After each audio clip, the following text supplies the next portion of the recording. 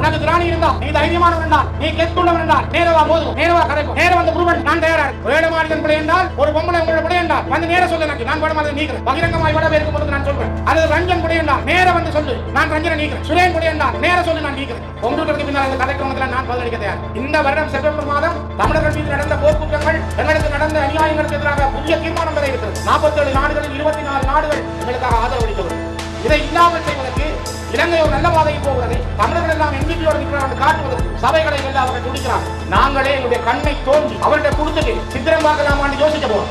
இந்த வேட்டைகளினால் இவன் கௌசலத்தை கற்று போறான். தங்களுடைய சொந்த சகோதரி கதிராமத்து அழகி மனமேறி நிர்வாணமாகி ரேப் பண்ணி தெருத்தெருவாக நிர்வாணமாக கொண்டு சென்று அவரை சுட்டுக் கொன்ற ஒரே ஒரு இனம் உலகத்தில் கேவலம் கட்ட இனம் சிங்கள இனம், சிங்கள ராணுவம். அவர்கள் செய்தியா மீது செய்தார்கள்.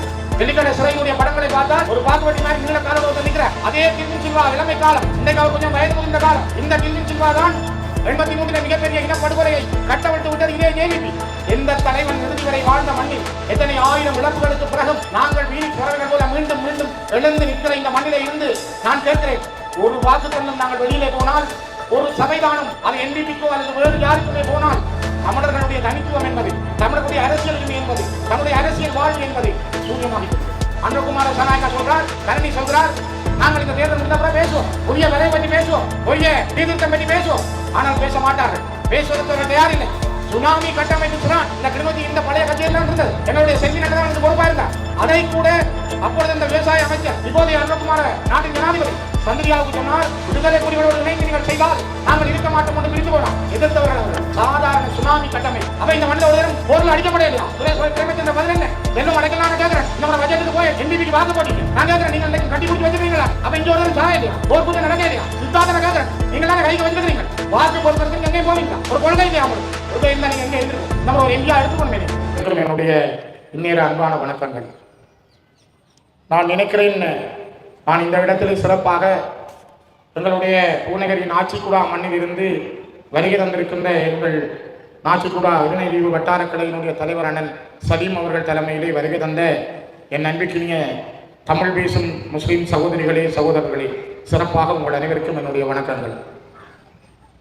நான் நினைக்கிறேன், இந்த மேடையிலே நான் ஏறி நிற்கிற பொழுது, இவ்வாறான ஒரு நிகழ்வு நடக்கிற பொழுது, எனக்கு பின்னாலே இந்த இடத்திலே எங்களுக்கான ஒரு அரசியல் பயணத்தை ஆரம்பித்து தந்த, கிளிநொச்சி மண்ணுக்கான ஒரு அரசியல் வாழ்வை தந்த, 50 ஆண்டுகளுக்கு மேல் அரசியல் பயணம் செய்து இந்த தேசத்திலே தமிழ் தேசியத்துக்காக வாழ்ந்த அண்ணன் மாவை சேனாதிராஜா அவர்களை நான் ஒரு கணம் இந்த மேடையில் இருந்து நினைக்கிறேன்.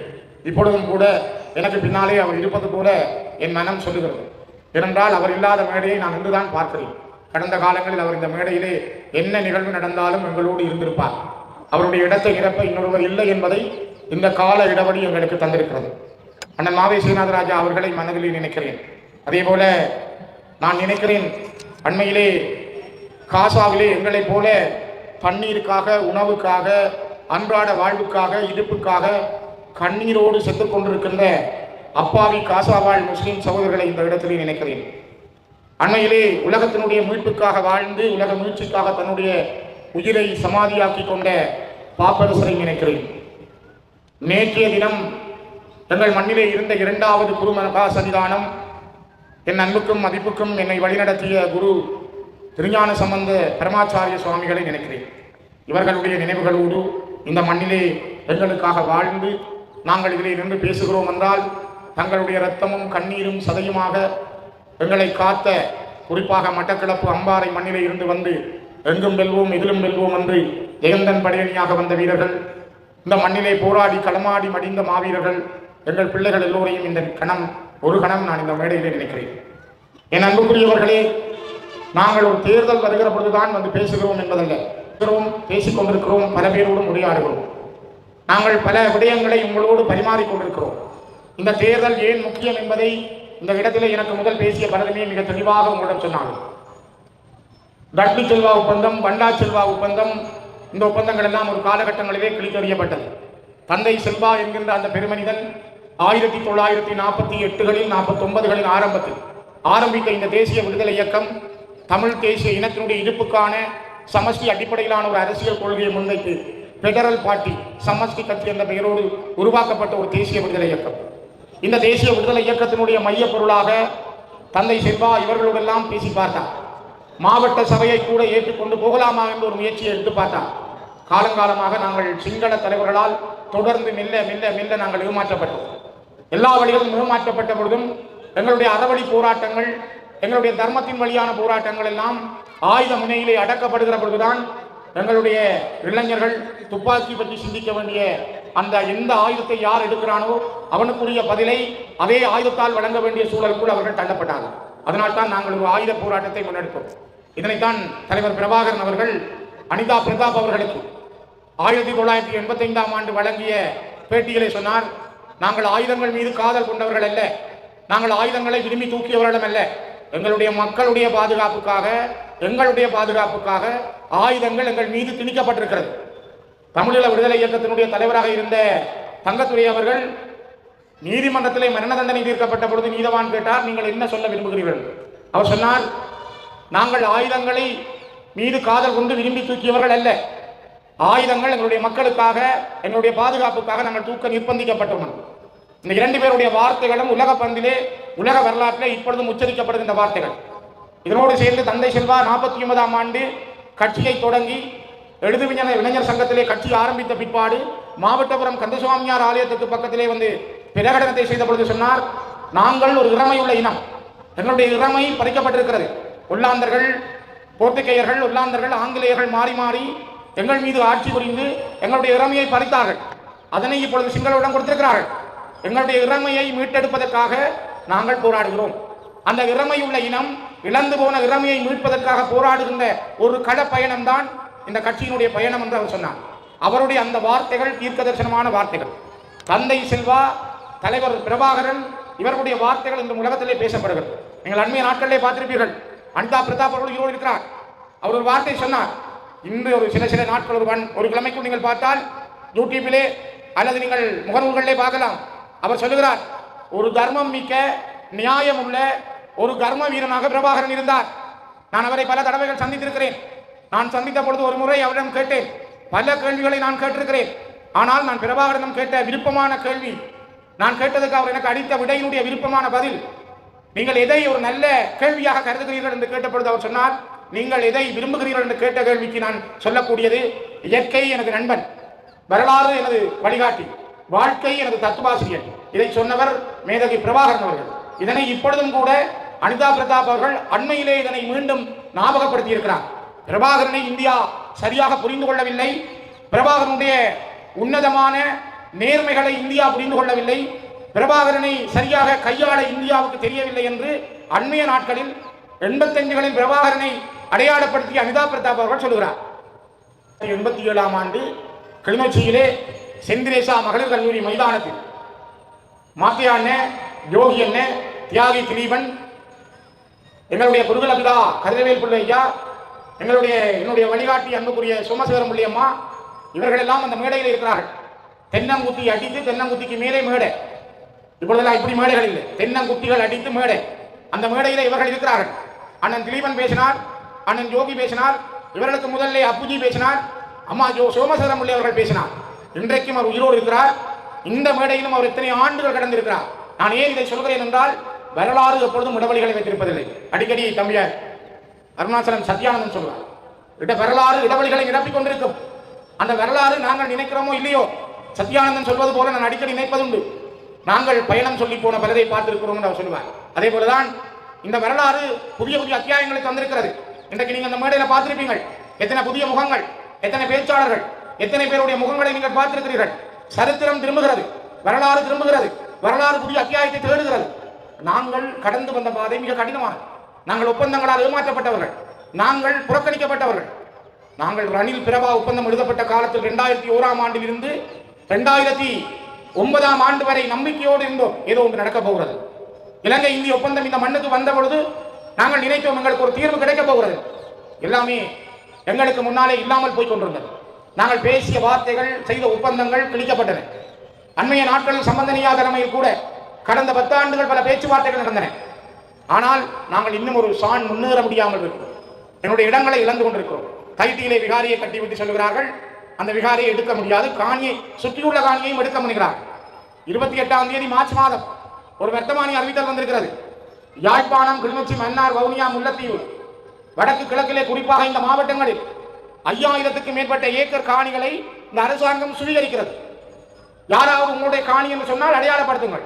உள்ளாவளி, கட்டைக்காடு, வெத்திலக்கணி என்கிற வரலாற்றை தந்த ஆகாய கடல்வழி தாக்குதல் ஆனகரவிலே நடந்த புல்லாவளியில் இறங்கி வந்த சமர் பாதையில் இருக்கிற காணிகள் தான் முழுமையாக அங்கே சுவீகரிக்க தயாராகிறது. வரலாற்றை அழித்து அந்த இடங்கள் சிங்கள குடியேற்றங்களுக்கு தயாராகிறது. மிக மோசமாக இருக்கிறது. இந்த அரசு மீது நான் வன்மையாக என்னுடைய கண்டனத்தை இந்த மக்கள் மத்தியில் இருந்து நான் செய்கிறேன். இந்த அரசை கண்டிக்கிறோம். எங்களுடைய காணி 18,000 பேர் யாழ்ப்பாண மண்ணிலே காணி இல்லாமல் இருக்கிறார்கள். 4300 பேர் கிளிநொச்சியிலே காணி இல்லாமல் இருக்கிறார்கள். பக்கத்தில் இருக்கிற சின்ன சின்ன காடுகளுக்கே நீங்கள் கண்டு போடுகிறீர்கள். ஆனால் காணியற்றவர்களுக்கு காணி வழங்க திராணி இல்லாத அரசு எங்களுடைய காணிகளை பிடித்து அதற்கு நீங்கள் உரிமை கோராவிட்டால் அதனை தென்பகுதியில் இருக்கிற வர்த்தகர்களுக்கு பண்ணைகள் அமைப்பதற்கும் குடியேற்றங்கள் செய்வதற்கும் தந்திரமான முறையை கையாளுகிறார்கள். மிக மோசமான ஒரு காலத்துக்குள் நாங்கள் வருகிறோம். ஆகவேதான் இந்த தேர்தலில் கூட அவர்கள் நினைக்கிறார்கள். ஒன்றை நீங்கள் தயவு செய்து புரிந்து கொள்ளுங்கள். அவர்கள் இந்த தேர்தலை வெல்ல வேண்டும் என்று நினைப்பது எங்கள் மீது நடந்த இனப்படுகொலையை, எங்கள் மீது மேற்கொள்ளப்பட்ட போர் குற்றங்களை, எங்கள் மீது நடந்த மனித குலத்துக்கு எதிரான குற்றங்களை மறைப்பதற்கு முயற்சிக்கிறார்கள். நாங்கள் இறுதியாக கிளிநொச்சியிலே தான் எங்கள் தலைவரை பார்த்தோம். இறுதியாக நாங்கள் கிளிநொச்சியிலே தான் பல வரலாறுகளை படித்தோம். ஆனால் நாங்கள் முள்ளிவாய்க்கால் வரையும் போய் வந்த பிற்பாடு மறைந்த பேராயர் ராயப் யோசப் அவர்கள் 2008ஆம் ஆண்டிலே மன்னார், வவுனியா, முல்லைத்தீவிலும் கிளிநொச்சியிலும் யாழ்ப்பாணத்தினுடைய கிழக்கு பகுதியிலும் வவுனியாவுடைய வடக்கு பகுதியிலும் எழுந்த மக்கள் எவ்வளவு பேர் திரும்ப 2009 மீள்குடியேறினார்கள், எவ்வளவு பேரை காணவில்லை. அவர் சொன்னார், தன்னுடைய அளவீடுகளின்படி 1,46,610 பேர் காணாமலும் கொன்றொழிக்கப்பட்டிருக்கிறார்கள். இந்த அறிக்கையை சமர்ப்பித்து கொஞ்ச நாட்களில் அவர் இலங்கையினுடைய ராணுவ உலங்கு வானூர்தியில் தள்ளாடியிலே வந்திறங்கி தேநீர் அருந்தி தன்னுடைய இடத்துக்கு சென்றிருந்தார். தேநீர் அருந்திய கொஞ்ச நாட்களில் அவர் மரணத்தினுடைய படுக்கைக்கு சென்றார். இதற்கு பின்னால் இருக்கிற செய்தி மர்மமானது. ஆனால் ஒரு மதகுருவாக, ஒரு அரசியல்வாதி அல்ல, ஒரு பேராயராக எங்களுக்கு நடந்த அநியாயத்தை, எங்களுக்கு நடந்த படுகொலைகளை, எங்களுக்கு நடந்த நீதிக்கு புறம்பான கொலைகளை உலகத்தினுடைய கண்களுக்கும் உலகத்தினுடைய இதயங்களுக்கும் உலகத்தினுடைய ஈரமான இதயம் உள்ள ஒவ்வொரு மனிதர்களுக்கும் கொண்டு சென்ற பேராயர் ராயப் யோசப் அவர்கள். அதனால்தான் இன்றைக்கு உலக நாடுகள் அல்லது இன்றைக்கு ஜெனீவாவில் இருக்கின்ற மனித உரிமை ஆணையம் அல்லது இந்த கடைசி யுத்தத்தை தங்களுடைய சேட்டலைட் செய்மதிகள் மூலம் படம் பிடித்த நாடுகள் ஆவணங்களை கையில் வைத்திருக்கிறார்கள்.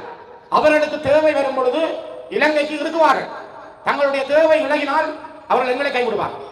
நாங்கள் கைவிடப்படாமல் இருக்க வேண்டும் என்றால் நாங்கள் ஒரு இனமாக, ஒரு ஒற்றை தலைமைக்கு கீழ் நாங்கள் ஒரு அணியாக, ஒரு பலமான சக்தியாக நாங்கள் இருந்தே வேண்டும்.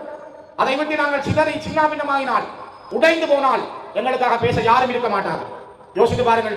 இதுதான் வரலாறு. நான் நினைக்கிறேன், கடந்த செப்டம்பர் மாதம் ஜெனீவாவிலே கொண்டு வரப்பட்ட தீர்மானத்திற்கு இந்த நாட்டினுடைய அயலுறவுத்துறை அமைச்சர் விஜித கேரத் போய் சொன்னார், நாங்கள் இந்த தீர்மானத்தை ஏற்றுக்கொள்ள மாட்டோம். அங்க யாரும் கொல்லப்படவில்லை, யாரும் இங்கு சுடப்படவில்லை, செத்ததெல்லாம் பயங்கரவாதிகள் என்று சொன்னார்.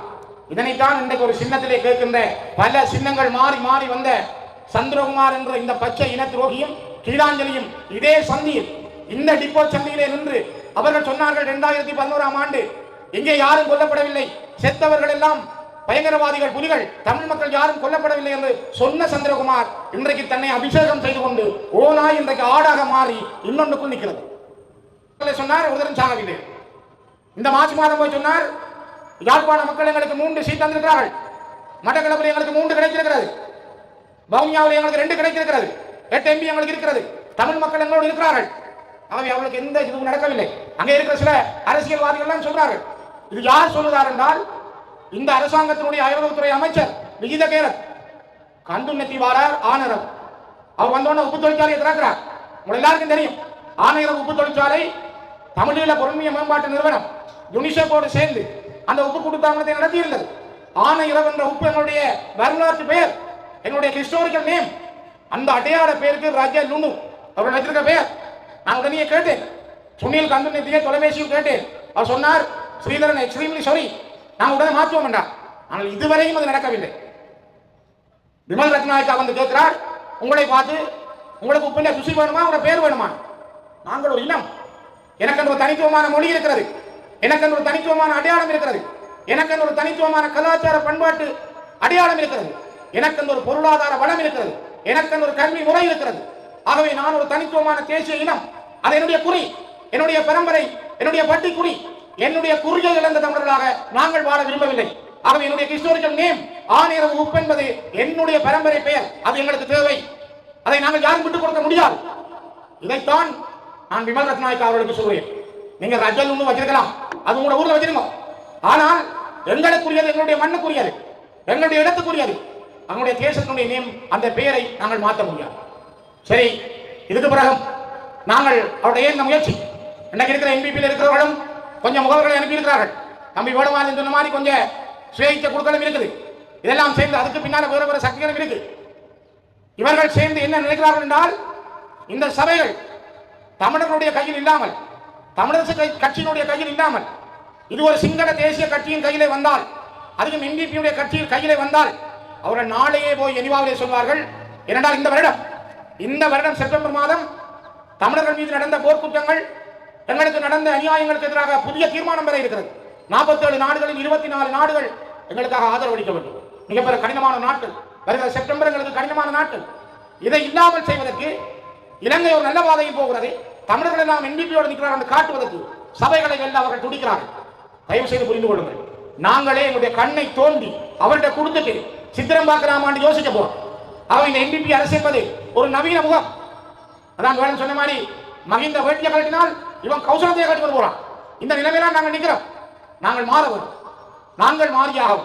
இந்த இனம் அடுத்தவரின் மானம் காத்த இனம். உங்களுக்கு தெரியும், 1971ஆம் ஆண்டு சேகுவேரா புரட்சி என்று சொல்வார்கள். ஜேவிபி புரட்சி நடந்த பொழுது இலங்கை ரோகண விஜயவீரவை கைது செய்து கொண்டு வந்து முதல் அக்கராயிலே அடைத்து வைத்திருந்தார்கள். அக்கராயின் பாடசாலை அப்பொழுது ஜெயிலுக்காக கட்டப்பட்டது, அது பாடசாலையாக மாற்றப்பட்டது. அங்கிருந்து யாழ்ப்பாண கோட்டைக்கு கொண்டு வைத்து அவரை நிர்வாணமாக்கி அடித்தார்கள். உடுப்பில்லாமல் அடித்தார்கள். அதிலே சிங்களர்கள் கைது செய்தவர்கள் தங்களுடைய சொந்த சகோதரி கதிராமத்து அழகி மனம்பேறியை நிர்வாணமாகி ரேப் பண்ணி தெரு தெருவாக நிர்வாணமாக கொண்டு சென்று அவரை சுட்டுக் கொன்ற ஒரே ஒரு இனம் உலகத்தில் கேவலங்கட்ட இனம் சிங்கள இனம், சிங்கள ராணுவம். அவர்கள் செப்பிரியா மீதும் செய்தார்கள். அந்த கோட்டையில் இருந்த ரோகண விஜயவீர அவர்களை உடுப்பில்லாமல் அடித்து போட்ட பொழுது முரசு கோட்டையில் இருந்த தங்கத்துறை அண்ணன் அவரும் அந்த ஜெயிலில் இருந்தார். நான் சொல்வது பொய்யெல்லாம் போய் கேளுங்கள். முரசு கோட்டையில் ரூபாயசரம் இருக்கிறார். முரசு கோட்டையில் இருந்த தங்கத்துறை அண்ணன் தன் இடுப்பில் இருந்த துவாயை கலட்டி கொடுத்தார். ரோகண விஜயரோகினி கட்டிக்கொண்டு நில்லன். மானம் காத்த தமிழர்கள் நாங்கள். அடுத்தவன் மானத்தை கொடுங்கிறவர்கள் அல்ல நாங்கள். என் மானம் போனாலும் பரவாயில்லை, நீ மானத்தோடு இரு என்று கொடுத்த கிளிநொச்சி தமிழன் தங்கத்துறை. ஆகவே கிளிநொச்சி மண் மானத்துக்காக தன்னுடைய மானத்தை இழந்தாலும் அடுத்தவன் மானத்தை காப்பாற்றிய வரலாற்றை கொண்ட மண் என்பதை நாங்கள் மறக்க முடியாது. கண்களாடா தமிழிடம் பார்க்க போகிறது என்று கேட்ட டில்வின் சில்வா தான் இன்றைக்கும் ஜேவிபிக்கு செயலாளர், என்பிபிக்கு செயலாளர். உங்களுக்கு தெரியும், அந்த வெளிக்கடை சிறையினுடைய படங்களை பார்த்தால் ஒரு பாக்குவட்டி மாதிரி நீள காலோடு ஒருத்தர் நிற்கிறார். அவருக்கு இந்த தாடி. அவரை பார்த்தீங்கன்னா அதே டில்வின் சில்வா இளமை காலம். இன்றைக்கு அவர் கொஞ்சம் வயது முதிர்ந்த காலம். இந்த டில்வின் சில்வா தான் இந்த கொலைகளுக்கு காரணகர்த்தா, தலைமை தாங்கி சென்றவர். 83 மிகப்பெரிய இனப்படுகொலையை கட்டவிட்டு விட்டது இதே ஜேவிபி, இதே என்பிபி. மனம்பேரிக்கு நடந்தது பிழை. மனம்பேரிக்கு நடந்த அந்த அநியாயத்துக்கான ராணுவத்தையும் பொலிசுக்கு நீங்க தண்டனை வழங்கியிருக்கிறீர்கள். சரி, சிங்கள இனம் உங்களுடைய சகோதரி செய்திருக்கிறீர்கள். இசைப்பிரியாவுக்கு நடந்ததுக்கு இதுவரை ஏன் உங்களால் நீதி வழங்க முடியவில்லை? இசைப்பிரியா இந்த மண்ணிலே ஒரு சகோதரியாக இருந்தார். அவருக்கான நீதியை என்பிபி அரசாங்கம் வழங்குவேன் என்று ஏன் சொல்ல முடியவில்லை? ஒப்பந்தங்கள் இங்கே எழுதப்படுவதுண்டு, ஒப்பந்தங்கள் கணிக்கப்படுவதுண்டு. வரலாறுகள் எங்களுக்கு பல தடவைகள் பாடங்களை தந்திருக்கிறது. ஆகவே நாங்கள் அடிக்கடி இந்த மண்ணில் ஏமாற்றப்பட்டிருக்கிறோம். ஏமாற்றப்படுகிறோம் என்றால் நாங்கள் பலமாக இருக்கிற பொழுதுதான் ஏமாற்றம் குறை. நாங்கள் சிதறப்படுத்தினால், எங்களை சிதறடித்தால் நாங்கள் பலமான மனிதர்களாக மாற முடியாது. கிளிநொச்சி மண்ணில் நாங்கள் பல பணிகள் செய்திருக்கிறோம். நான் அவற்றை சொல்ல வரவில்லை. ஆனால் ஒரு இனமாக நாங்கள் சிந்திக்க தவறினால் நாங்கள் எங்களை இழந்து விடுவோம். தயவு செய்து ஒன்றை புரிந்து கொள்ளுங்கள். அண்மையிலே பாரதத்தினுடைய பிரதமர் மாண்புமிகு நரேந்திர மோடி அவர்கள் இலங்கை வந்திருந்தார். எங்களுடைய கட்சி, ஏனைய கட்சிகளுடைய பிரதிநிதிகள் 7 பேர் அவரை சந்தித்திருந்தோம். அந்த சந்திப்பிலே நானும் ஒருவர். அவரோடு பேசுகிற பொழுது கூட எல்லாருமே ஒரு தரப்பாக சொன்ன வார்த்தைகள், தமிழர்களுக்கு இங்கு நீதி கிடைக்கவில்லை. இலங்கை இந்திய ஒப்பந்தம் எழுதி 35 ஆண்டுகள் நெருங்குகிறது. நாங்கள் ஒரு நீதியான வாழ்வை இன்னும் அடைய முடியவில்லை. நாங்கள் அந்த வாழ்வை அடைவதற்கான வழிமுறை எங்களுக்கு கிடைக்க வேண்டும் என்றால் இந்தியாவுடைய அழுத்தம், இந்தியாவுடைய பக்கம் எங்களுக்கு தேவை என்பதை எல்லாருமே வலியுறுத்தினார். உங்களுக்கு வரலாற்றை படித்தால் வரலாற்று ஆசிரியர் திருநாவுக்கரசு அடிக்கடி சொல்லுவார், இந்தியாவிலே இருக்கிற மக்கள் மீது அல்ல இந்தியா மீது கொண்டிருக்கிற பயத்தின் காரணமாகத்தான் சிங்கள மக்கள் தமிழர்கள் மீது போர் செய்கிறார்கள், தமிழர்களை விரோதிகளாக பார்க்கிறார்கள். ஆகவே இந்தியா எப்பொழுதும் எங்களுடைய நலனில் இன்னும் சரியான வழியை செய்யவில்லை, ஒரு பாதையை திறக்கவில்லை என்ற ஆதங்கம், வேதனை எங்களிடம் இருப்பதாக திருநாவுக்கரசு அடிக்கடி குறிப்பிடுவார். அதே போலதான் நாங்கள் பாரத பிரதமரிடம் இந்த செய்தியை சொல்லியிருக்கிறோம். ஆனால் உங்களுக்கு தெரியும், அவர் மட்டுமல்ல, பல ராஜதந்திரிகள், நாட்டின் தலைவர்களை நாங்கள் சந்திக்கிற பொழுது கூட எங்களுடைய நிலைமைகளை சொல்லுகிறோம், பேசுகிறோம். தமிழர்கள் ஒரு பலமான தரப்பாக இருக்கிறபடியால் தான் அது சரியானதாக நடைபெறுகிறது. இல்லை என்றால் அது எங்களை விட்டு தாண்டித்தான் அது செல்ல முடியும். அதனால் தான் நாங்கள் ஒரு பலம் இழந்து போனால் நிலம் இழந்து போவோம், நிலம் இழந்து போனால் இனம் இழந்து போவோம். ஒன்றை நாங்கள் புரிந்து கொள்ள வேண்டும். போராடாத இனமும் ஓடாத மானும் போராடாத இனமும் ஓடாத மானும் வாழ்ந்ததாக வரலாறு சொன்னார். அதே போல நாங்கள் போராடியே ஆகும். இந்த தேர்தல் களம் என்பது கூட எங்களுக்கு ஒரு போராட்ட களம். உங்களுடைய கையில் இருக்க போற வாக்குச்சீட்டு ஒரு வெப்பன், சக்தி வாய்ந்த வெப்பன், மிகப்பெரிய ஒரு ஆயுதம். இந்த ஆயுதம் சரியாக பயன்படுத்தப்பட்டால், சரியான தாக்கத்தை நீங்க அடித்தால் தான் நாங்கள் இந்த மண்ணிலே வாழ முடியும். அதுக்கான வாழ்க்கை எங்களை நோக்கி நகர முடியும். அன்புக்குரியவர்களே, நான் ஒரு விஷயத்தை குறிப்பிட விரும்புகிறேன். இந்த மண்ணில் நாங்கள் நீண்ட காலம் போராடி இருக்கிறோம். ஜெனீவாவிலே தீர்மானம் கொண்டு வரப்பட்டிருக்கிறது. இன்றைக்கும் உலகம் எங்களை ஒரு கருவியாக பார்க்கிறது. அழிந்தாலும் விழ எழுந்தாலும் தமிழர்களை உலகம் பார்க்க சந்திக்க விரும்புகிறார்கள்.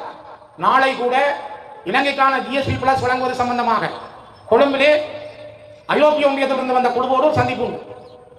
நாளை அவர்கள் ஏன் தமிழ் தரப்பை சந்திக்க வேண்டும்? தமிழர்களுடைய கோரிக்கை என்ன? பயங்கரவாத தடை சட்டம் எப்படி அவர்கள் மீது விதிக்கப்பட்டிருக்கிறது? அவர்கள் எவ்வாறெல்லாம் நசுக்கப்படுகிறார்கள்? அவளுக்கான தீர்வு என்ன? அந்த தீர்வை வழங்குவதில் இந்த அரசுக்கு என்ன அழுத்தத்தை பிரயோகிக்க முடியும் என்பதை அவர்கள் பார்க்கிறார்கள். ஆகவேதான் இது ஒரு மிக முக்கியமான தேர்தல்.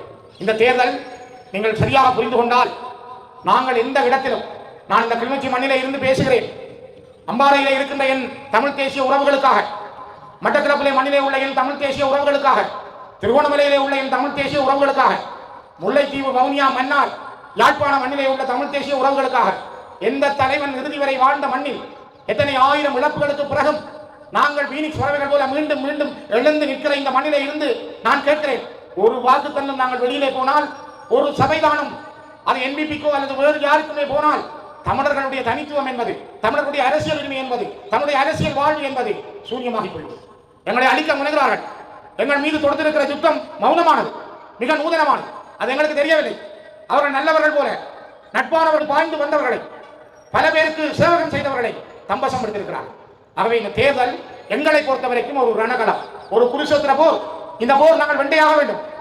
நான் நினைக்கிறேன், இதே மைதானத்தில் போன ஜனாதிபதி தேர்தல் நேரம் நாங்கள் ஒரு பொது வேட்பாளருக்கு வாக்களியுங்கள் என்று மக்களிடம் கேட்டோம்.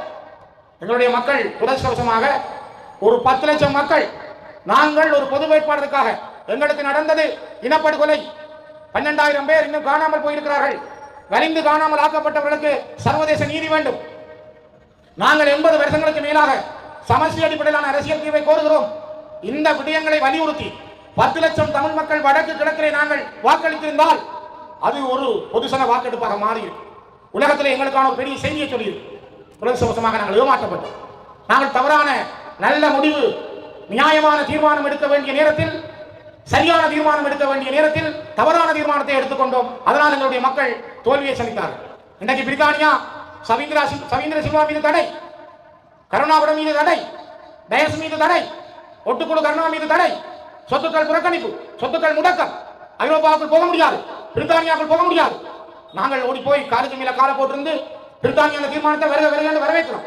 ஆனால் எங்களுடைய மக்கள், நாங்கள் திரண்டு போய் ஒரு பொது கொள்கைக்காக, ஒரு சன திரட்சிக்காக நாங்கள் ஒன்று சேர்வதை பலர் தடுக்கிறார்கள். இதுதான் யதார்த்தம்.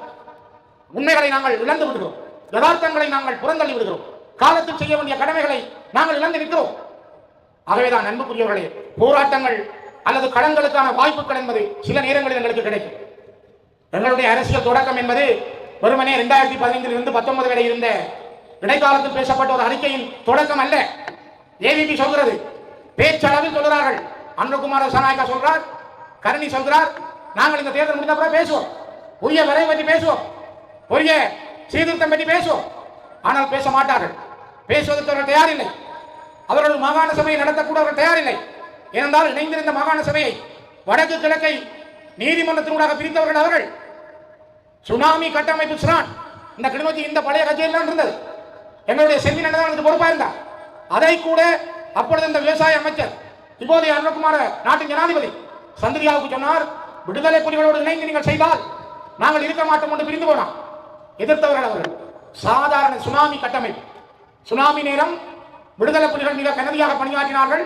விடுதலை புலிகள் நேர்மையாக பணியாற்றினார்கள். உயிரை காக்க போராடினார்கள். எத்தனையோ சிங்கள உயிர்களை காப்பாற்றினார்கள். அகப்பட்டு வந்த ஆமிக்காரரையே ராணுவத்தையே காப்பாற்றி கேம்புக்கு அனுப்பி வைத்தார்கள் என்று உலகம் போற்றுகிறது. அமெரிக்காவினுடைய சுனாமி கட்டமைப்புக்கு பொறுப்பாக இருந்த முன்னாள் ஜனாதிபதி பில் கிளின்டன் இலங்கை வந்த பொழுது எங்களுடைய புனர்வாழ்வு கழகத்தினுடைய பொறுப்பாளர் ரஜி அன்னைக்கு கையாக கொடுத்து வாழ்த்தினார்.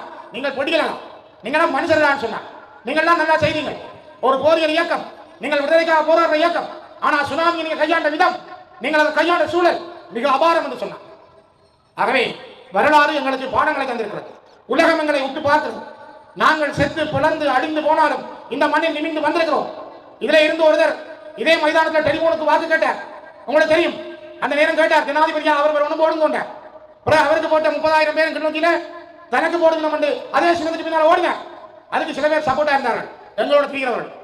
கடைசி அவர் எடுத்த வாக்கு என்ன, அவருக்கு நடந்தது என்ன, இன்றைக்கு அவர் ரோஜு பாருங்க. அவர் தான் இல்லைன்னு சொன்னவர் ஒருத்தரும் சாலை இல்லை, ஒருத்தரும் அடியே இல்லை. செத்த முழுக்க புலிகள். உன்னகிராவில எங்களுக்கு தண்ணி இல்லை, எங்களுக்கு மின்சாரம் இல்லைன்னா நீ இப்படி கடற்கரையா நடந்துவோ. அந்த சாலையில சூசைண்ட கொடியும் தமிழ்ச்சென்ற கொடியும் கிடக்கு போய் அங்க கேளுண்டாங்க. இதே சந்திரகுமார் சொன்னவர் உயிரோடு இருக்கிறார். இன்றைக்கு ஒரு பெண்ணுக்கு தான் சொன்னது, ஒரு பெண் போராளி கரண் மின்சாரம் கேட்டதுக்கு சந்திரகுமார் சொன்னது, நீ இப்படி கடற்கரையா நடந்து போ, சாலையில சூசைண்ட கொடி கிடக்குது, தமிழ்ச்சென்ற கொடியும் கிடக்கு போய் கேளு. இன்னைக்கு அவர் வந்து எங்க நிற்கிறார், டிஎன்டதை மறைச்சு ரஞ்சன் சொன்ன மாதிரி டிஎன்ஏ போட்டு கொண்டு நிற்கிற ஒரு கேவலங்கட்ட கூட்டத்துக்கு பின்னால தன்னை அபிஷேகம் செய்து நிற்கிறார். நான் கேட்கிறேன், அப்போ ஒருத்தரும் சாலை இல்லையா? நான் இபிஆர்ல தலைவர் சுரேஷ் பிரேமச்சந்திரன் கேட்கிறேன், நீங்க உங்களோட வசதியானவர், அப்ப இந்த மண்ணில் ஒருத்தரும் போர்ல அடிக்கப்பட இல்லையா? சுரேஷ் பிரேமச்சந்திரன் பதில் என்ன? செல்வம் அடைக்கலாம் கேட்கிறேன். இந்த மாதிரி வச்சதுக்கு போய் என்பிபிக்கு வாக்கு போட்டீங்க. நான் கேட்கிறேன், நீங்க இன்னைக்கு கட்டி பிடிச்சி வச்சிருக்கீங்களா? அப்ப இங்க ஒருத்தரும் சாலை இல்லையா? போர்க்குற்றம் நடக்க இல்லையா? இங்க இனாடிப்பு நடக்க இல்லையா? சித்தாந்தனை கேட்கிறேன், நீங்களாம் கைக்கு வச்சுக்கிறீங்க, வாக்கு பொறுக்கிறதுக்கு எங்கேயும் போவீங்களா? ஒரு கொள்கை இல்லையா உங்களுக்கு? கொள்கை இருந்தா நீங்க எங்க இருந்திருக்கோம்? இந்த மாதிரி ஒரு இந்தியா எடுத்துக்கணும். நீங்க உங்களுக்கு என்ன கொள்கை? உங்களுக்கு கொள்கையும் இல்லை, கோதாரியும் இல்லை. நீங்க எப்படி அடிப்படையில் வாழ முடியும்? நீங்கள் இவர்களை ஏன் வச்சிருக்கிறீங்க? இங்க பார்த்தா எங்கிட்ட இருக்கிற உண்டு, அவருக்கு அடுத்து சந்திரகுமாருக்கு போன் பண்ணுதான்.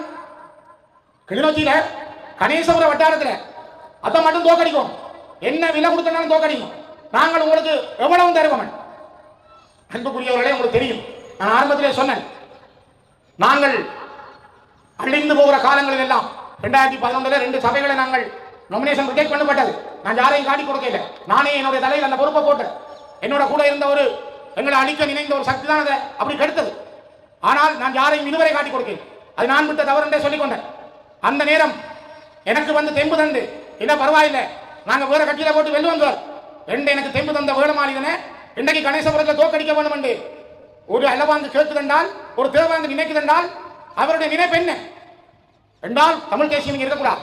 எத்தனை பேர் எழுதுறாங்க, எத்தனை பேர் முகம் தெரியாம எழுதுறாங்க. அப்பன் அப்பா தெரியாம, அப்பா அத்தை தெரியாத எழுதாரு. யாருக்கு நாங்கள் பதிலளிக்க தயார், பயப்பட மாட்டோம். எழுதுங்க, எவ்வளவு எழுதுங்க, எத்தனை பேரும் எழுதுங்க. உனக்கு திராணி இருந்தால், நீ தைரியமானவன் என்றால், நீ கெத்துள்ளவன் என்றால், நேரவா மோதுவோம், நேரவா கரைப்போம், நேரம் வந்து புருவன் நான் தயாரா இருக்கேன். வேடமாளிதன் பிள்ளை என்றால், ஒரு பொம்பளை உங்களோட பிள்ளை என்றால் வந்து நேர சொல்ல, எனக்கு நான் வேடமாளிதன் நீக்கிறேன், பகிரங்கமாய் விட இருக்கும் போது நான் சொல்றேன். அல்லது ரஞ்சன் பிள்ளை என்றால் நேர வந்து சொல்லு, நான் ரஞ்சனை நீக்கிறேன். சுரேன் பிள்ளை என்றால் நேர சொல்லு, நான் நீக்கிறேன். நீங்க கம்ப்யூட்டருக்கு பின்னால் கதைக்கிறவங்களுக்கெல்லாம் நான் பதிலளிக்க தயார். நாங்கள் இவ்வளவு காலமும் இங்க வாழ்ற பொழுது எங்கட அலுவலகத்துக்குள்ள கொண்டு வந்து வச்சது சந்திரகுமார் அவற்றை ஆக்கணும். 100 ஆமி, 50 போலீஸ் எங்கட அலுவலகத்தை சுற்றி வளைத்தார்கள். சீவோர் குண்டுகளை கொண்டு வைத்தார்கள். வேடமாளிதனை கைது செய்து கொண்டு போனார்கள். 13 மாதம் காரணம் இல்லாமல் வேடன் சிறையில் இருந்தார். எத்தனை பேருக்கு தெரியும்? நாங்கள் எத்தனை பேர் நாமத்தில் வச்சிருக்கிறோம்? இதை எழுதுவதும் இல்லை. அதுக்கு பிறகு எங்களுடைய அலுவலகத்தில் கூட்டம் நடந்தது. பாராளுமன்ற உறுப்பினர்கள் மாவை சேனாதராஜா, சரவணபவன், சுமந்திரன், நான் இவ்வளவு பேரும் நாங்கள் இதுல பல பேர் இருக்கிறீங்க. 1000 பேர் சிங்கக்குடியில் வந்தார்கள், கல்லறிந்தார்கள். சிஐடி, ராணுவ சிஐடி, போலீஸ் சிஐடி இவ்வளவு பேரும் பின்பக்கம் முன்பக்கம் எல்லாம் 2 தாக்கினார்கள். அந்த அலுவலகத்துக்கு அண்ணன் மறைந்த கோராஜா வேட்டியை கட்டி கொண்டு 2 வாசல் 2 வெள்ளு தெரிஞ்சவர் கொஞ்சம் பேருக்கு. தம்பி தீவநாயகம், அவனுக்கு முகம் உடைஞ்சது. 2 அடித்ததை இந்த வரலாற்றை மறக்க முடியாது. நான் அன்னைக்கு வீடியோ வச்சிருக்கு, ஆதாரங்கள் இருக்கு. ஆகவே நாங்கள் சாதாரண பஞ்சன மெத்தையில படுத்த அரசியல் செய்யல. நாங்கள் நடந்து வந்த பாதை கரடுமுரடானது, மிக மோசமானது. நாங்கள் அந்த மோசமான பாதைகளுக்குள்ளால் மெல்ல மெல்ல மெல்ல எங்களை தகவமைத்து தான் இன்னைக்கு உங்களை எல்லாம் கட்டி அணைத்து அரவணைத்து இந்த அரசியல் பயணத்தை இந்த கிளிநொச்சி மண்ணில் செய்யறோம். வேடமாதனை தோற்கடித்தால் கிளிநொச்சியில் செய்திருந்த ஆட்டம் க்ளோஸ். சுரேனை இல்லாமல் செய்தால் சுரேன கதை முடிஞ்சது, ஸ்ரீன கதை முடிஞ்சது. போய் ஒரு சட்டத்திரணி சாவச்சல சட்டத்திரணி அவர் போய் படையில கேட்கிறாராம் முதலிட்ட சுரேனை எப்படி தோற்கடிக்கிறது, சுரேனை தோற்கடிக்கணும், அதுக்குள்ள எவ்வளவு தரணும், எப்படி செய்யலாம், இது ஒரு சட்டத்திரணி. இந்த கட்சியில் கேட்காது, கேட்ட மானங்கட்ட சீனியம் வேடனை தோற்கடிக்கணும் கேட்டவர் எந்த கட்சியில் கேட்காது, கேட்டீங்கன்னா நாங்கள் இதே மறந்து முடியாகும். அப்படிப்பட்ட ஆக்கள் அப்படி கேவலம். உடனே அந்த கட்சி சார்பா அவரோட 15 பேர் இருந்தா உடனே அவர் ரெடிமி நின்று ஷூ எடுத்துட்டார். ரெடிமி கேட்கிறார் மைக்கில் விட்ட அவங்க இருந்தாங்கன்னா எங்களுக்கு சொன்னாங்க. ரோஜு பாருங்க எப்படி இருக்கண்டு கட்சிக்குள்ளேயே அவனை தோக்கடிக்கணும், இவனை தோக்கடிக்கணும். மணியங்குளத்தில் இருக்கிற ஒருத்தர் எடுத்து உதயநாள் இருக்கிற பிள்ளைக்கு சொல்றாரா நீ வேலை செய்யாத வீட்டு கேட்க. அவர் போல செயலாளர் கேட்கிறாரா இன்றைக்கு குழப்பத்துக்கு ஒருவர் வருவார், நீங்க தயாரா இருக்கீங்க. எப்படி இருக்கு? நான் உண்மை சொல்றேன். நாங்கள் செய்கிற அரசியல் அறம் சார்ந்து, நாங்கள் செய்கிற அரசியல் தர்மம் சார்ந்து. யாரையும் தாக்க வேண்டும் என்ற நோக்கம் எங்களுக்கு இல்லை, யாரையும் அடிக்க வேண்டும் என்ற நோக்கம் இல்லை.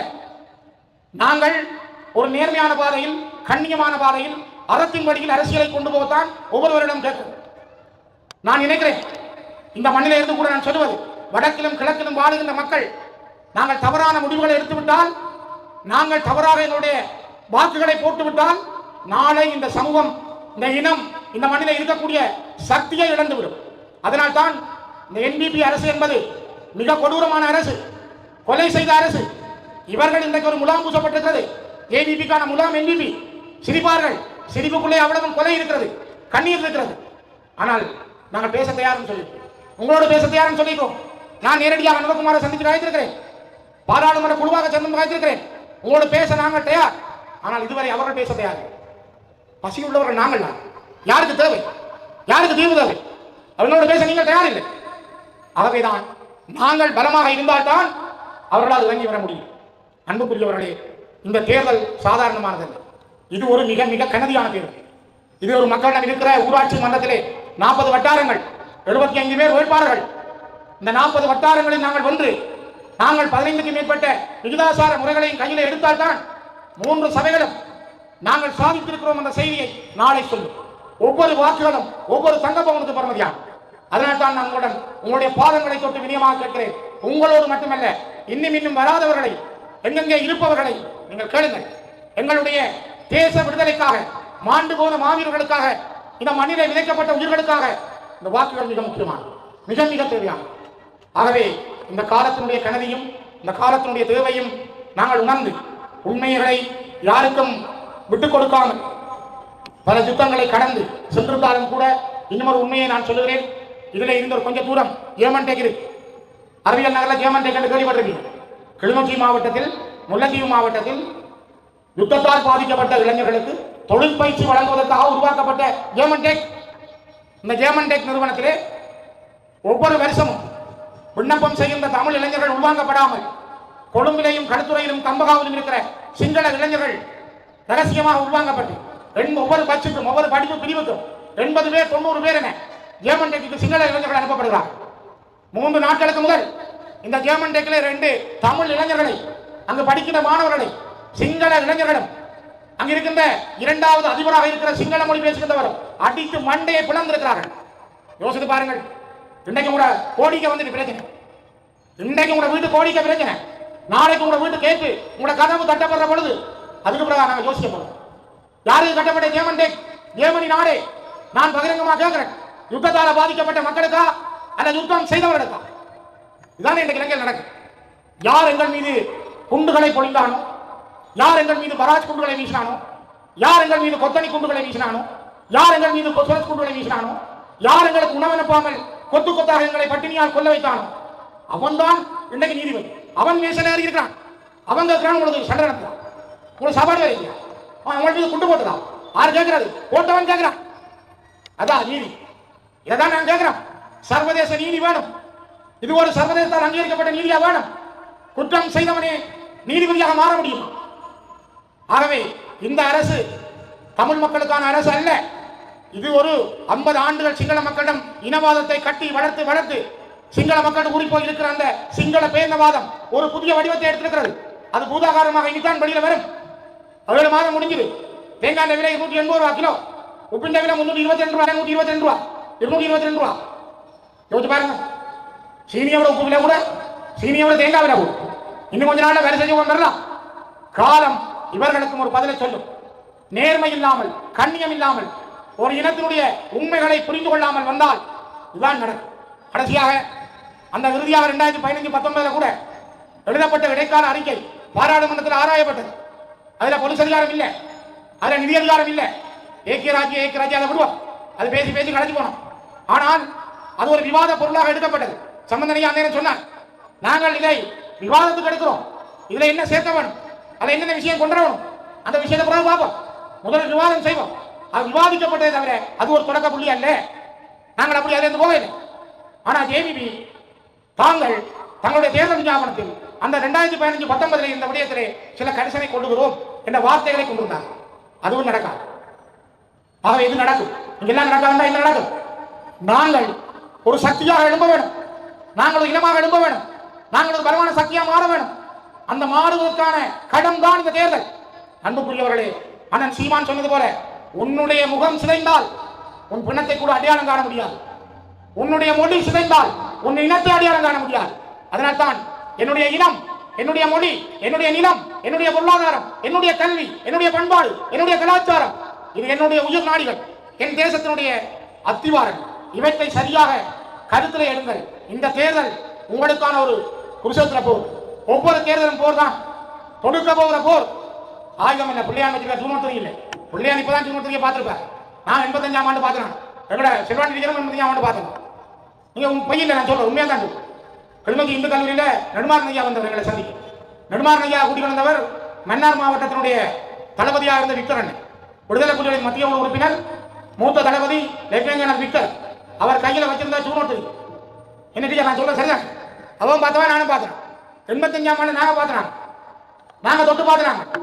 85ஆம் ஆண்டு யாழ்ப்பாண பொலிசிலையும் பார்க்கினா பிறகு ரொக்கெட் லான்ச் என்ன, கிரினைட் லான்ச் என்ன என்பதை வட்டக்கட்சியில் வச்சு விடுதலை புலிகள் வகுப்படுத்தார்கள்.